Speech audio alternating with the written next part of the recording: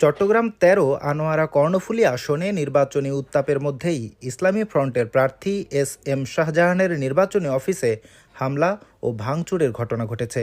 রোববার দিবাগত গভীর রাতে আনোয়ারা উপজেলার হাইলধর ইউনিয়নের খাসখামা গ্রামের মধ্যপাড়ায় এই ঘটনা ঘটে। দলীয় অভিযোগ, পরিকল্পিতভাবে দুর্বৃত্তরা অফিসে ঢুকে আসবাবপত্র ভাঙচুর করে এবং ব্যানার ফেস্টুন ছিঁড়ে ফেলে।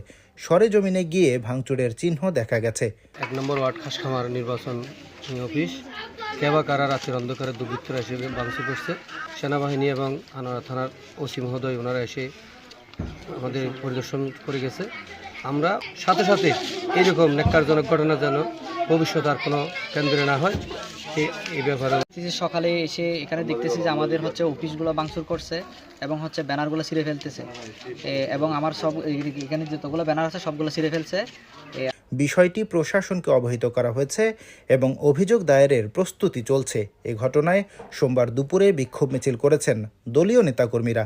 আনোয়ারা থানার ওসি জুনায়েদ চৌধুরী জানান, এখনও লিখিত অভিযোগ পাননি, পেলে আইনগত ব্যবস্থা নেওয়া হবে। নির্বাচনের আগে এই ঘটনায় এলাকায় উদ্বেগ ছড়িয়ে পড়েছে।